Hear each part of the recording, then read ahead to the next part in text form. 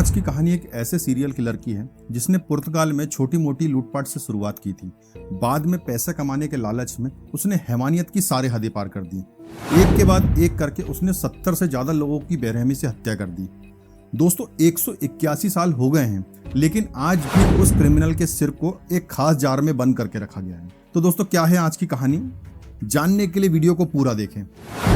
नमस्कार, आदाब और सत श्री अकाल दोस्तों, अभिवादन स्वीकार कीजिए आप IK3 का। क्राइम चौपाल के इस खास एपिसोड में आपका स्वागत करता हूं। दोस्तों आज की जो कहानी लेके आया हूं मैं एक सीरियल किलर की लेके आया हूं, एक ऐसे सीरियल किलर की जिसने विभत्सना की सारी हदें पार कर दी। दोस्तों पुर्तगाल की राजधानी लिस्बन में आज भी एक शख्स का सर पिछले 181 साल से भी ज्यादा समय से जार में सुरक्षित रखा हुआ है।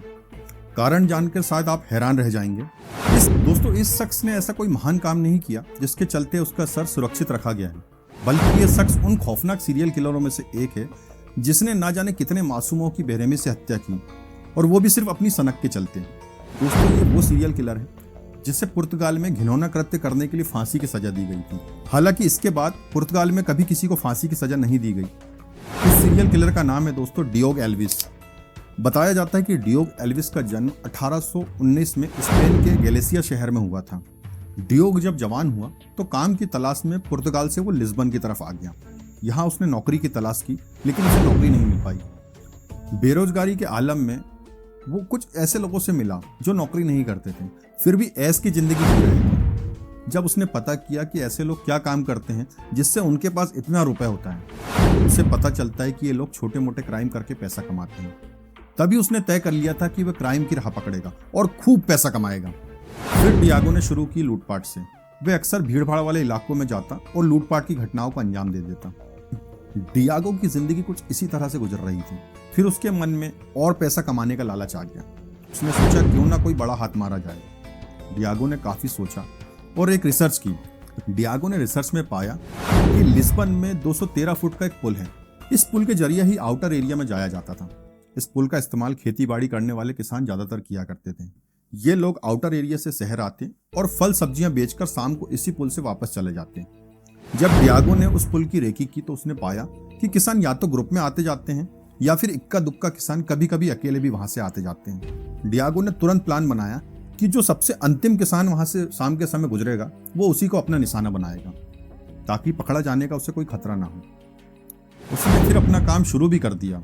डियागो अक्सर वहां अकेले जा रहे किसानों पर अचानक टूट पड़ता और उनसे पूरा पैसा लूटकर किसान को पुल से नीचे धक्का दे देता। डियागो को पूरा यकीन था कि 213 फुट की ऊंचाई से गिरने के बाद किसान की मौत होना तय है। इसी तरह डियागो ने उस पुल को अपना ठिकाना बना लिया। वह रोज घात लगाकर वहां पर बैठ जाता, फिर अकेले जाने वाले किसानों को लूटकर उसी तरह मार डालता। वो रोज लूटपाट की घटना को अंजाम देने लगा। लूट से उससे ज्यादा पैसे मिल जाते तो वो उन पैसों से कुछ दिनों तक अपना खर्चा चलाता और फिर लूट की घटना को अंजाम देने के लिए समय निकाल देता। लेकिन अगर उसे पैसा कम मिलता तो वो रोजाना वहां घात लगाकर किसानों को शिकार बनाता। जब तक उसे पैसे न मिल जाए वो वहीं पर रहता। इसी दौरान कभी कभी उसका सामना कुछ हट्टे कट्टे किसानों से भी होता जो उसका विरोध करते। तो बदले में डियागो उन्हें चाकू मार देता और फिर उन्हें पुल के नीचे फेंक देता। जब 1 महीना इसी तरीके से गुजरा तो बात फैलना शुरू हो गई। काफी किसान जो लिस्बन जाते वो गायब हो रहे थे। बात लिस्बन शहर तक के फैल गई। करीब 25 से 30 किसान गायब हो चुके थे। पहले पुलिस ने सोचा कि शायद किसानों ने घाटा होने के चलते खुदकुशी कर ली होगी, तो पुलिस ने इस बात पर गौर नहीं किया। लेकिन इसी बीच पुलिस के होश तब उड़ गए जब उन्हें पता चला कि पुल के नीचे गुजरने वाले राहगीरों ने कुछ लोगों की लाश वहां देखी है। लाशों की पहचान की गई तो पता चला कि सभी मरे हुए लोग किसान हैं। जब उन लाशों का पोस्टमार्टम हुआ तो पुलिस को पता चला कि किसी भी किसान पर हमला नहीं हुआ था, उनकी नीचे गिरने से ही मौत हुई थी। पुलिस ने एक बार फिर यही मानना शुरू कर दिया कि गरीबी के चलते इन किसानों ने खुदकुशी की होगी। पोस्टमार्टम की रिपोर्ट आने के बाद पुलिस का शक खत्म तो हो गया था, लेकिन किसानों को गायब होने का सिलसिला नहीं रुक रहा था। जब मृतकों की संख्या 50 पहुंच गई तो पुलिस ने फिर से की जांच शुरू कर दी। पुलिस ने अपनी तफ्तीश में मरने वाले किसानों के परिजनों से बात की तो परिजनों ने बताया कि इन किसानों को किसी भी तरह से पैसों की तंगी नहीं थी। पुलिस को यह बात खटक रही थी कि जब किसानों को पैसे की दिक्कत है ही नहीं तो वो खुदकुशी क्यों कर रहे हैं। पुलिस ने जांच फिर से शुरू की। सबसे पहले पुलिस ने उस पुल को कुछ समय के लिए बंद करवा दिया। पुल बंद होने से किसानों की गुमशुदगी के मामले भी आने बंद हो गए।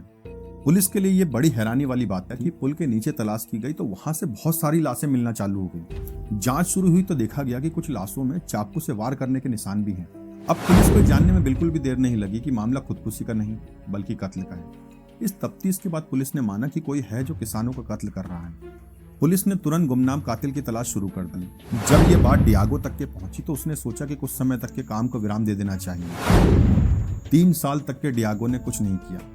फिर सरकार ने तय किया कि अब पुल को खोल देना चाहिए, लेकिन प्रशासन द्वारा उस पुल की सिक्योरिटी बढ़ा दी गई।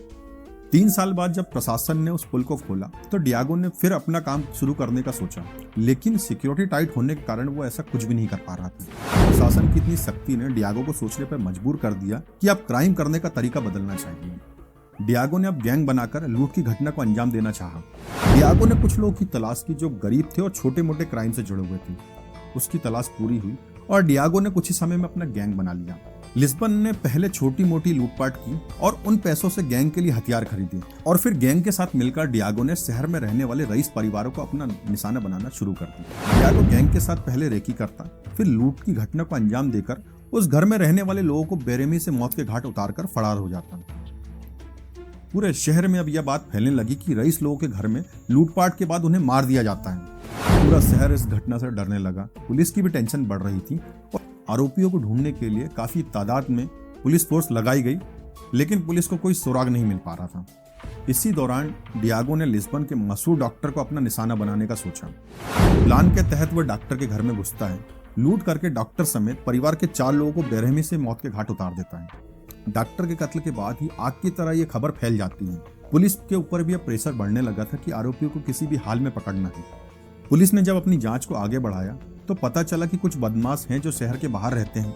वे शहर में आते हैं और वारदात को अंजाम देकर वापस लौट जाते हैं। इसी बात को आधार बनाकर पुलिस ने उन लोगों को तलाशना शुरू कर दिया। डॉक्टर के कत्ल में बस एक बात पुलिस के काफी काम आई थी, वो ये कि डॉक्टर के कत्ल की सूचना आधे घंटे के अंदर ही पुलिस को मिल गई थी, जिससे पुलिस ने शहर में नाकाबंदी करके पूरे शहर की पुलिस को एक्टिव कर दिया ताकि आरोपी शहर के बाहर न जा सके। इसी बीच पुलिस ने शहर से बाहर निकलते हुए 4 से 5 संदिग्ध लोगों को पकड़ लिया। जब उनसे सख्ती से पूछताछ की गई तो उन्होंने अपना जुर्म कबूल कर लिया। इन 5 में डियागो एल्विस भी था, जो पुलिस के सामने बिल्कुल खामोश खड़ा हुआ था। पूछताछ में पुलिस को पता चला कि गैंग का सरदार डियागो है। सबकी हिस्ट्री खंगाली गई तो पता चला कि ये लोग छोटे मोटे क्राइम से जुड़े हुए थे, लेकिन पुलिस को डियागो पर शक होता है और पुलिस किसानों की हत्या की कड़ियां इन हत्यारों से जोड़ती है। पुलिस डियागो से सख्ती से पूछताछ करती है। डियागो जल्दी ही अपना गुनाह कबूल कर लेता है कि उसी ने किसानों को मारा है। डियागो ने पुलिस को यह भी बताया कि 70 के बाद मरने वालों की गिनती उसे याद भी नहीं है कि उसने कितने लोगों को मारा है। जब ये बात सामने आई तो पूरा पुर्तगाल हैरान रह गया, क्योंकि पुर्तगाल की हिस्ट्री में इतना बड़ा सीरियल किलर उन्होंने आज तक नहीं देखा था। शहर में बहुत हंगामा हुआ, लोगों में डियागो को लेकर काफी गुस्सा था। कोर्ट ने भी आनंद फानंद में कार्रवाई शुरू की और फरवरी 1841 में डियागो को सजाए मौत की सजा सुनाई गई। जब डियागो की फांसी की तारीख तय हुई तो लिस्बन के कुछ डॉक्टरों ने कोर्ट और सरकार से मौत के बाद डियागो के दिमाग को रिसर्च के लिए अपने पास रखने की परमिशन मांगी। डॉक्टर्स ने दलील दी कि वो इस बात का रिसर्च करना चाहते हैं कि ऐसे सीरियल किलर की सोच कैसी होती है। इसे साइंस की लैंग्वेज में फ्रोनोलॉजी कहा जाता है। कोर्ट और सरकार ने डॉक्टर्स को इस बात की अनुमति भी दे दी। रिसर्च के बाद डियागो के सिर को यूनिवर्सिटी ऑफ लिस्बन के म्यूजियम में आज भी रखा हुआ है और आज इस बात को 181 साल हो रहे हैं दोस्तों। तो दोस्तों ये थी क्राइम चौपाल की एक खास केस स्टडी। वीडियो अगर आपको पसंद आता है तो आपसे निवेदन है कि इस वीडियो को लाइक करने के साथ चैनल को सब्सक्राइब भी कीजिए और साथ ही साथ कमेंट बॉक्स में ये भी बताएं कि इस वीडियो को देखने में आपको क्या अच्छा लगता है और क्या कमियां लगती हैं।